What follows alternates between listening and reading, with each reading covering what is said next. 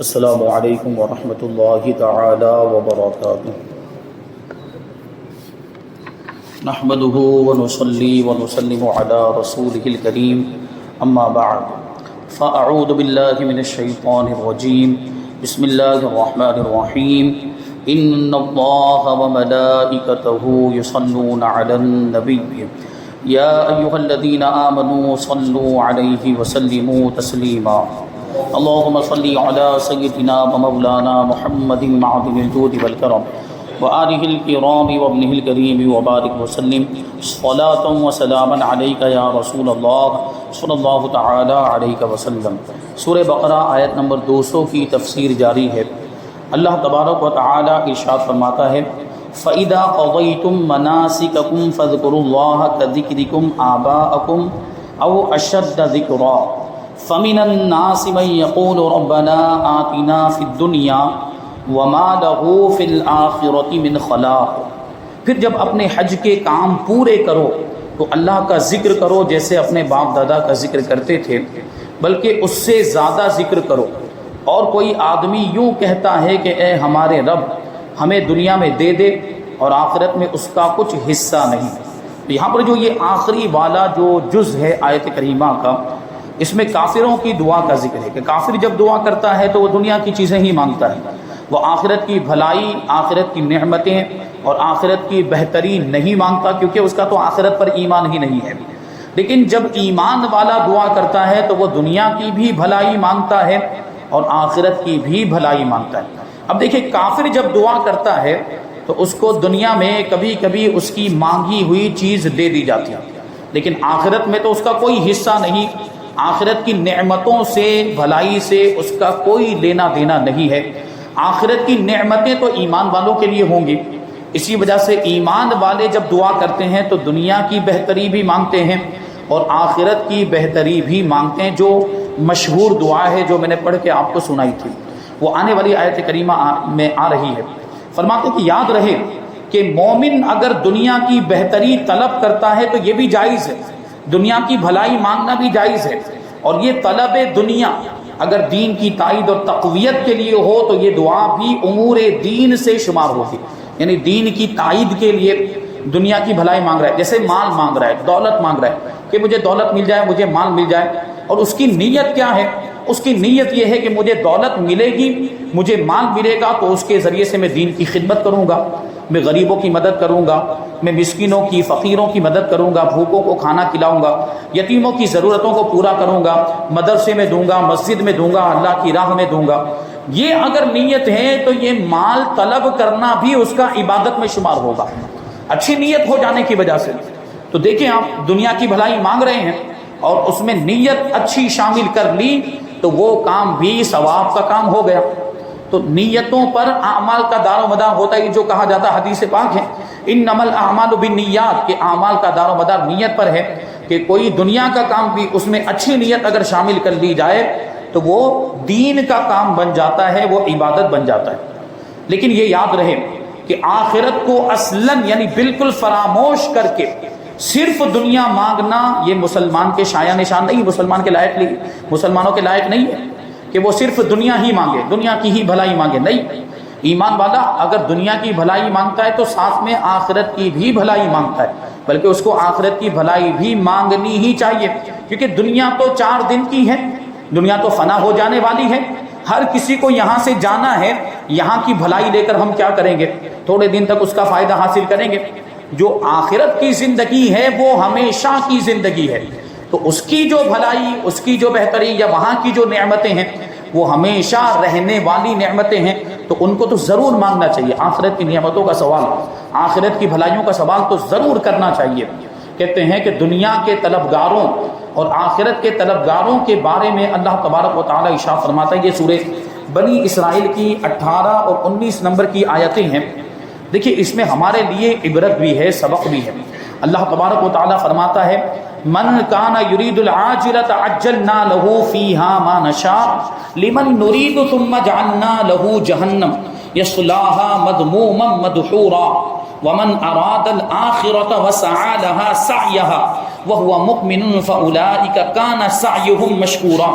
کہ جو جلدی والی دنیا چاہتا ہے، یعنی جلدی والی چیز تو دنیا ہی ہے، جلدی ملنے والی، تو ہم جسے چاہتے ہیں اس کے لیے دنیا میں جو چاہتے ہیں جلدی دے دیتے ہیں۔ یعنی جو دنیا کی نعمتیں مانگتا ہے، دنیا کی چیزیں مانگتا ہے، دنیا کا آرام، دنیا کی آسائش مانگتا ہے، اسے دنیا میں ہی دے دیتے ہیں۔ پھر ہم نے اس کے لیے جہنم بنا رکھی ہے، یعنی جو دنیا دار ہوتا ہے یا جو کافر ہوتے ہیں ان کے لیے جہنم ہے، جس میں وہ مذموم اور مردود ہو کر داخل ہوگا، یعنی قابل مذمت ہو کر اور رد کیا ہوا، ہانکا ہوا ہو کر، اللہ کی رحمت سے دور ہو کر جہنم میں داخل ہو جائے گا۔ لیکن جو آخرت چاہتا ہے اس کے بارے میں پروردگار فرماتا ہے، اور جو آخرت چاہتا ہے، آخرت تو ایمان والے چاہتے ہیں نا، تو اب یہ ایمان والوں کی بات چل رہی ہے، اور جو آخرت چاہتا ہے اور اس کے لیے ایسی کوشش کرتا ہے جیسی کرنی چاہیے، آخرت کے لیے ایسی کوشش کرتا ہے جیسی کوشش کرنی چاہیے، یعنی اچھے اعمال کرتا ہے، گناہوں سے بچتا ہے، اللہ کی نافرمانی سے بچتا ہے، اور وہ ایمان والا بھی ہو، تو یہی وہ لوگ ہیں جن کی کوشش کی قدر کی جائے گی، یعنی اللہ تبارک و تعالیٰ ان کی کوشش کا ان کو پورا پورا بدلہ اور انعام عطا فرمائے گا آخرت میں ایمان والوں کو۔ نیز ایک اور مقام پر صرف دنیا کی رنگینیوں میں مگن رہنے والوں سے، اور اس کے بعد جو اللہ تبارک و تعالیٰ کے نزدیک بہتر اور افضل چیز ہے اس کے بارے میں ارشاد فرماتا ہے۔ یہ آیت کریمہ سورہ آل عمران کی آیت ہے، آیت نمبر 14 اور 15۔ اللہ فرماتا ہے زُيِّنَ لِلنَّاسِ حُبُّ الشَّهَوَاتِ مِنَ النِّسَاءِ وَالْبَنِينَ وَالْقَنَاطِيرِ الْمُقَنطَرَةِ مِنَ الذَّهَبِ وَالْفِضَّةِ وَالْخَيْلِ الْمُسَوَّمَةِ وَالْأَنْعَامِ وَالْحَرْثِ ذَلِكَ مَتَاعُ الْحَيَاةِ الدُّنْيَا وَاللَّهُ عِندَهُ حُسْنُ الْمَآبِ قُلْ أَنُبِّئُكُم بِخَيْرٍ مِّن ذَلِكُمْ لِلَّذِينَ اتَّقَوْا عِندَ رَبِّهِمْ جَنَّاتٌ تَجْرِي مِن تَحْتِهَا الْأَنْهَارُ خَالِدِينَ فِيهَا وَأَزْوَاجٌ مُطَهَّرَةٌ وَرِضْوَانٌ مِّنَ اللَّهِ وَاللَّهُ بَصِيرٌ بِالْعِبَادِ۔ لوگوں کے لیے ان کی خواہشات کی محبت کو آراستہ کر دیا گیا، خواہشات کی محبت کو اچھا بنا کر ان کے سامنے پیش کیا گیا، یعنی عورتیں اور بیٹوں اور سونے چاندی کے جمع کیے ہوئے ڈھیروں کو اور نشان لگائے ہوئے گھوڑوں کو اور مویشیوں کو یعنی جانوروں کو اور کھیتیوں کو ان کے لیے آراستہ کر دیا گیا، یعنی ان کے سامنے سجا کر پیش کر دیا گیا، تو اب اسی میں مگن ہو گئے۔ یہ ساری دنیا کی چیزیں ہیں تو اسی میں مگن ہو گئے، اسی میں مصروف ہو گئے، مستغرق ہو گئے، ڈوب گئے اور اللہ کی عبادت سے غافل ہو گئے۔ یہ سب دنیاوی زندگی کا ساز و سامان ہے، یہ ساری چیزیں، عورتیں، بیٹے، سونا چاندی، روپیہ پیسہ اور نشان لگے ہوئے گھوڑے یا دوسرے جانور یا کھیتیاں، جو بھی مال و اسباب، یہ سب دنیا کا ساز و سامان ہے، یہ سب دنیا ہی میں رہ جائے گا، اور صرف اللہ کے پاس اچھا ٹھکانہ ہے۔ اے حبیب تم فرماؤ، اے لوگو، کیا میں تمہیں ان چیزوں سے بہتر چیز بتا دوں، یعنی جو چیزیں اوپر بیان ہوئی ان چیزوں سے بہتر چیز نہ بتا دوں؟ سنو، وہ یہ ہے کہ پرہیزگاروں کے لیے ان کے رب کے پاس جنتیں ہیں، یعنی باغات ہیں جن کے نیچے نہریں جاری ہیں، ان جنتوں میں وہ ہمیشہ رہیں گے، اور وہاں پاکیزہ بیویاں یعنی حوریں ہیں، اور اللہ کی خوشنودی ہے، اور اللہ بندوں کو دیکھ رہا ہے۔ اب یہ آخرت کی نعمتوں کا ذکر ہوا دنیا کی چیزوں کے مقابلے میں، تو یہ دنیا کی چیزیں ہم دیکھیں جن کا تذکرہ ہوا، یہ سب تو فنا ہو جائیں گی، اگر ہمارے مرتے وقت باقی بھی رہیں گی تو ہمیں کچھ کام نہیں آئیں گی۔ یہ ساری چیزیں ہماری قبر میں تھوڑی آنے والی، بیٹے ہیں، بیویاں ہیں، یہ جانور ہیں، سونا چاندی، روپیہ پیسہ، مال و دولت، یہ ہمارے ساتھ دنیا میں وہ قبر میں نہیں آئے گا، یہ سب دنیا ہی میں رہ جائے گا، یہ تو وارثوں میں تقسیم ہو جائے گا، وارث لوگ آپس میں بانٹ لیں گے، وہ اپنا مال بنا لیں گے اس کو، اور اس کو استعمال کریں گے، صحیح استعمال بھی کر سکتے ہیں، غلط استعمال بھی کر سکتے ہیں۔ ہاں، آپ نے جو مال اللہ کی راہ میں خرچ کیا ہوگا دنیا میں رہ کر، زندگی میں جو نیک کاموں میں خرچ کیا ہوگا، یقیناً وہ آپ کو قبر میں بھی کام آئے گا، آخرت میں بھی کام آئے گا، محشر میں بھی کام آئے گا، قیامت کے دن بھی کام آئے گا، جو مال اللہ کی راہ میں خرچ کیا ہوگا۔ لیکن جو چھوڑ دیا ہوگا یا جو دوسرا ساز و سامان چھوڑا ہوگا یا بیوی بچے چھوڑے ہوں گے، اگر وہ آپ کے لیے ایصال ثواب کر رہے ہیں، آپ کی طرف سے وہ آپ کے مال کو اللہ کی راہ میں خرچ کریں تو اس کا ثواب پہنچے گا، لیکن اگر غلط کام کر رہے ہیں، غلط جگہ پہ خرچ کریں تو اس کا کوئی فائدہ آپ کو نہیں پہنچے گا، بلکہ کبھی اس کا وبال بھی آپ کو بھگتنا پڑ سکتا ہے۔ تو یہاں ان چیزوں کے مقابلے میں آخرت کی نعمتوں کو شمار کیا گیا اور بتایا گیا کہ یہ اس سے بہتر اللہ تبارک و تعالیٰ کی بارگاہ میں جو باغات ہیں، یعنی جو جنتیں ہیں جن کے نیچے نہریں رواں ہیں، اور نیچے نہریں رواں ہونے کا کیا مطلب ہے وہ اس سے پہلے میں بیان کر چکا ہوں، اور جنت کی حوریں بیویوں کے طور پر انہیں عطا فرمائی جائیں گے. اور اللہ تبارک و تعالیٰ سب سے بڑھ کر جو چیز ہے نا، سب سے بڑی نعمت اللہ تبارک و تعالیٰ کی خوشنودی، اللہ تبارک و تعالیٰ کی رضا اور اللہ تبارک و تعالیٰ کا دیدار جو جنتیوں کو نصیب ہوگا. اس سے بڑی تو اور کوئی نعمت ہو ہی نہیں سکتی ہے. تو یہ جو نعمت آخرت کی نعمتیں، ہمیں اس کا طلبگار ہونا چاہیے، آخرت کی نعمتیں ہمیں مانگنی چاہیے. تو دیکھیں ایمان والے پھر کیسے دعا کرتے ہیں، تو وہ آنے والی آیت کریمہ میں یعنی 201 اور 202 میں اس دعا کا تذکرہ ہے. اللہ تبارک و تعالی فرماتا ہے وَمِنْهُمْ مَنْ يَقُولُ رَبَّنَا آتِنَا فِي الدُّنْيَا حَسَنَةً وَفِي الْآخِرَةِ حَسَنَةً وَقِنَا عَذَابَ النَّارِ اولئک لہم نصیب مما کسبوا واللہ سریع الحساب. اور کوئی یوں کہتا ہے، یعنی ایمان والا یوں کہتا ہے کہ اے ہمارے رب، ہمیں دنیا میں بھلائی عطا فرما اور ہمیں آخرت میں بھی بھلائی عطا فرما اور ہمیں دوزخ کے عذاب سے بچا. اب دیکھیے دنیا کی بھلائی بھی مل گئی، آخرت کی بھلائی بھی مل گئی اور دوزخ سے بچنے کی بھی دعا اس میں آ گئی. تو اس سے بہتر اور دعا کون سی ہو سکتی ہے؟ بڑی جامع دعا ہے. پھر آگے دیکھیں اللہ تبارک و تعالیٰ جو ایسی دعا کرتے ہیں ان کے بارے میں فرماتا ہے کہ ان لوگوں کے لیے ان کے کمائے ہوئے اعمال سے حصہ ہے. یعنی جو اچھے کام کیے ہوں گے نا دنیا میں، نیک کام کیے ہوں گے، ان کا حصہ ہے، یعنی ان اعمال کے بدلے میں ثواب کا حصہ ہے. اللہ تبارک و تعالیٰ انہیں ثواب عطا فرمائے گا اور اللہ جلد حساب کرنے والا ہے. کن کا؟ ایمان والوں کا جلدی جلدی حساب ہو جائے گا، لیکن کافروں کا، گنہگاروں کا حساب جو ہوگا وہ تاخیر سے ہوگا. اللہ تبارک و تعالیٰ نے یہاں جو فرمایا وہ ایمان والوں کے تعلق سے فرمایا. اس آیت میں مذکور مسلمانوں کی جو دعا بتائی گئی وہ بہت ہی جامع دعا ہے کہ اس میں سب کچھ آ گیا اور تھوڑے الفاظ میں دین و دنیا کی تمام بھلائیاں اس میں مانگی گئی ہیں. حضرت انس ابن مالک رضی اللہ تعالی عنہ سے روایت ہے کہ نبی کریم صلی اللہ علیہ وسلم اکثر یہ دعا مانگا کرتے تھے، اللہم ربنا آتنا فی الدنیا حسنۃ وفی الآخرۃ حسنۃ وقنا عذاب النار. ہمیں بھی یہ دعا یاد کر لینی چاہیے اور میں نے اس سے پہلے والے درس میں بھی عرض کیا تھا صحیح تلفظ کے ساتھ، صحیح مخرج کے ساتھ ہمیں پڑھنا چاہیے. کبھی ایسا ہوتا ہے کہ ہم دعا کر رہے ہوتے ہیں لیکن دعا قبول نہیں ہو رہی ہوتی، ہم جو مانگ رہے ہیں وہ ہمیں مل نہیں رہا ہوتا ہے، تو کیوں بھائی صحیح طریقے سے مانگ ہی نہیں رہے ہوتے. یعنی اگر عربی میں دعا کر رہے ہیں لیکن صحیح تلفظ کے ساتھ ہی دعا نہیں کر رہے ہیں تو نہیں مل رہا ہے، تو اس کی وجہ یہ ہے کہ ہم صحیح طور پر دعا کر ہی نہیں رہے. تو صحیح تلفظ کے ساتھ دعا کریں. کہتے ہیں کہ دنیا کی بھلائی میں ہر اچھی اور مفید شے داخل ہے، ہر اچھی اور فائدے والی چیز داخل ہے، خواہ وہ کفایت کرنے والا رزق ہو یا اچھا گھر ہو، اچھی بیوی ہو، اچھی سواری ہو یا اچھا پڑوس وغیرہ، سب اس میں آ گیا دنیا کی بھلائی میں. اور آخرت کی بھلائی کیا ہے وہ اس سے پہلے آیت کریمہ کی روشنی میں گزرا. آنے والی آیت کریمہ یعنی آیت نمبر 203 میں پروردگار فرماتا ہے وَاذْكُرُوا اللَّهَ فِي أَيَّامٍ مَعْدُودَاتٍ فَمَن تَعَجَّلَ فِي يَوْمَيْنِ فَلَا إِثْمَ عَلَيْهِ وَمَن تَأَخَّرَ فَلَا إِثْمَ عَلَيْهِ لِمَنِ اتَّقَىٰ وَاتَّقُوا اللَّهَ وَاعْلَمُوا أَنَّكُمْ إِلَيْهِ تُحْشَرُونَ. اور گنتی کے دنوں میں اللہ کا ذکر کرو تو جو جلدی کر کے 2 دن میں منا سے چلا جائے، منا سے واپس ہو جائے تو اس پر کچھ گناہ نہیں، اور جو پیچھے رہ جائے تو اس پر بھی کوئی گناہ نہیں ہے. یہ بشارت پرہیزگار کے لیے ہے، متقی کے لیے ہے.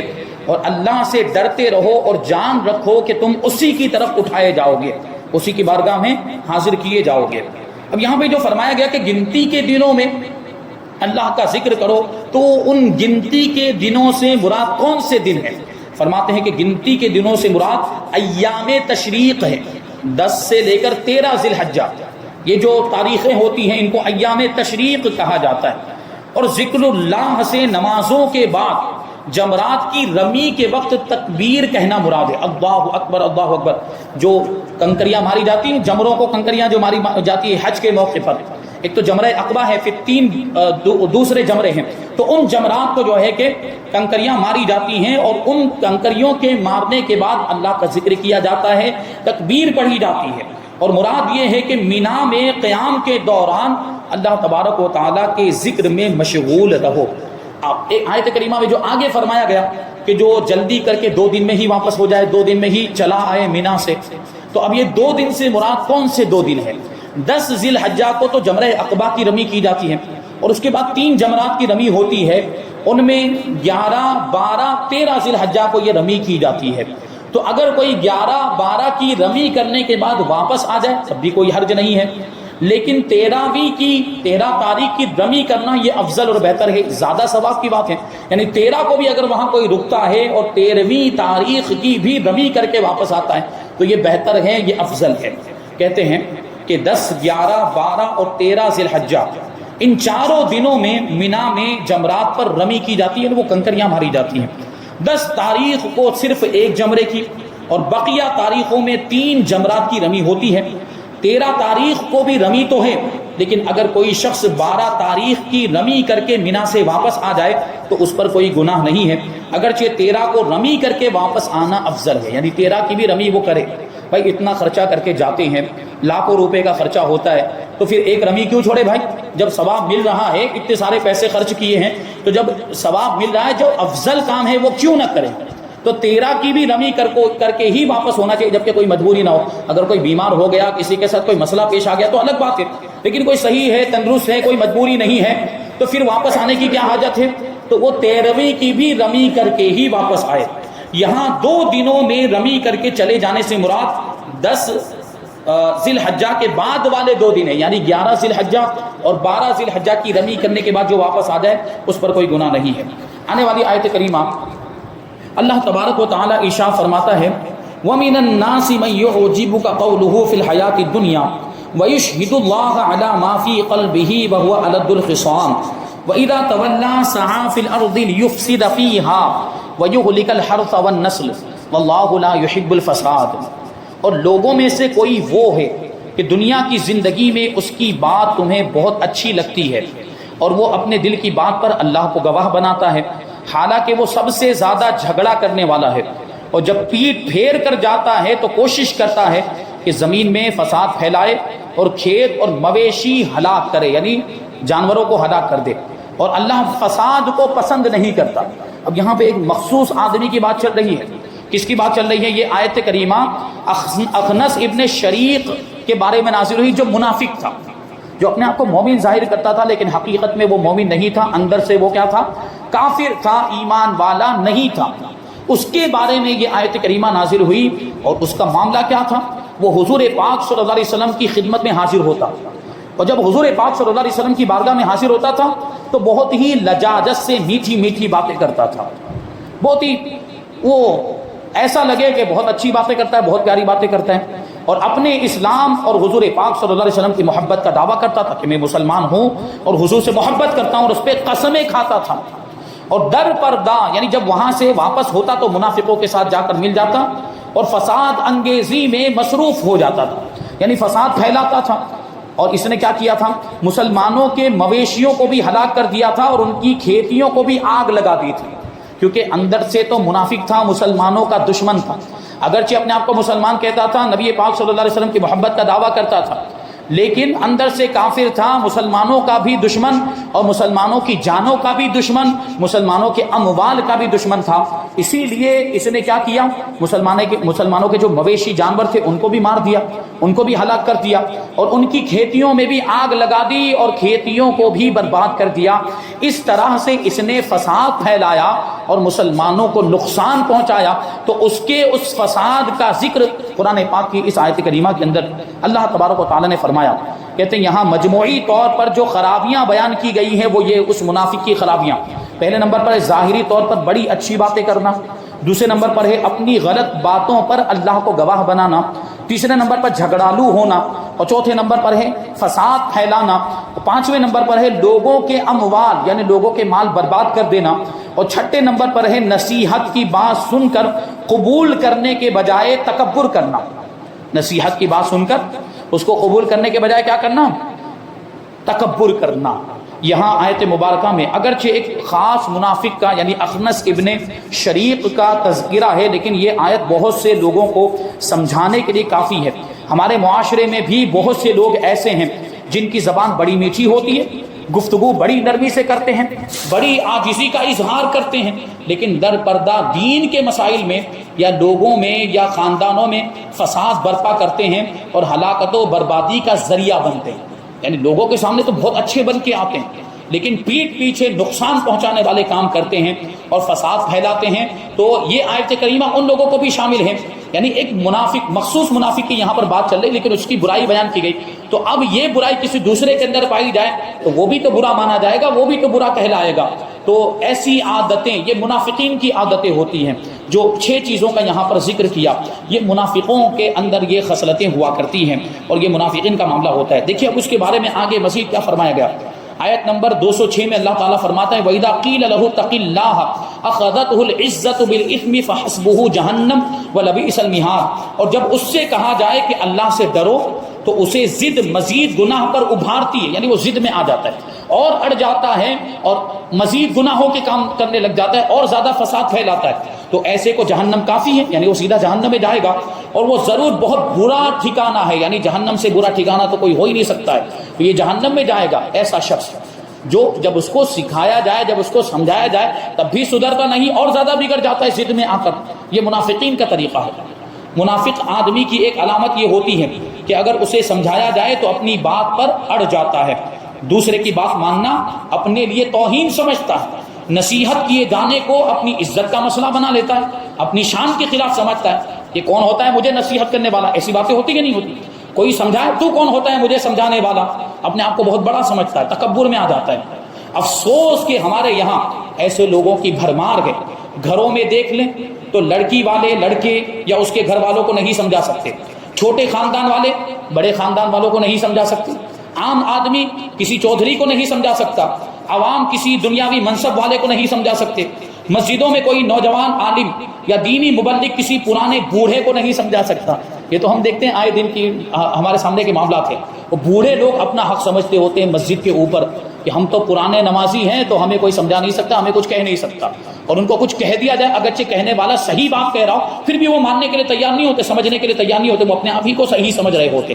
اس طرح کے بوڑھے لوگ بزرگ لوگ دیکھنے کو ملتے ہیں، اور جسے سمجھایا وہی گلے پڑ جاتا ہے، وہ لڑنے جھگڑنے لگ جاتے ہیں، پھر اس طرح کے معاملات ہوتے ہیں۔ دینی شعبوں میں بھی اس خرابی کی کچھ کمی نہیں ہے۔ اللہ تبارک و تعالی ہمارے حال کی اصلاح فرمائے۔ تو یہاں پر یہ آیت نمبر 206 کی تفسیر مکمل ہو گئی۔ 207 اور 208 کی انشاءاللہ تفسیر ہم آئندہ درس میں شامل کریں گے۔